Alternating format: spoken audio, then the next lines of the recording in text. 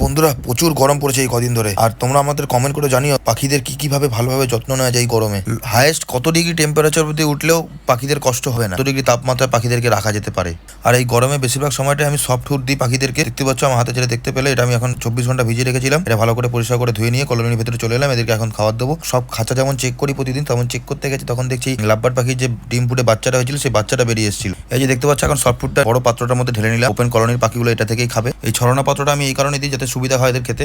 আর খাঁচার পাখিগুলোকে খাবার দেবো, আর এদিকে পায়রাগুলোকেও রিলিজ করতে হবে, তাই পায়রাগুলো রিলিজ করে দিলাম। এখানে ওদেরকে খাবার দেবো বাইরেটা। ওদের জলটা চেঞ্জ করে দেবো, জলটাও নোংরা হয়ে গেছে। প্রতিদিন আমি জল চেঞ্জ করে দিই। এখন গরমকাল যেহেতু জল নষ্ট হয়ে যায়, গরম হয়ে যায়, তো সেই জন্য জল প্রতিদিন ফ্রেশ জল দিই। আর ফ্রেশ জল দিলেও দেখেছি এরা খুব ভালো করে সেই জলটা খায়, আর ওদের শরীরও অনেক ভালো থাকে, অনেক ফ্রেশ থাকে। সব পাখিদের জল দেওয়া হয়ে গেলে এবার আমি পায়রাদের গম দিয়ে দেবো। আর দেখো বন্ধুরা, আমাদের এই লাভবার্ড কলোনিতে আজকে চাল দিয়ে এসছে আমাদেরকে দেখতে। আমাদের বার্ডস কেয়ার কমপ্লিট হয়ে গেল। এদেরকে চাদর দিয়ে ঢেকে দেবো যাতে রোদ্দুরটা গায়ে না লাগে। আর ভিডিওটা ভালো লাগলে লাইক শেয়ার সাবস্ক্রাইব করে টাটা।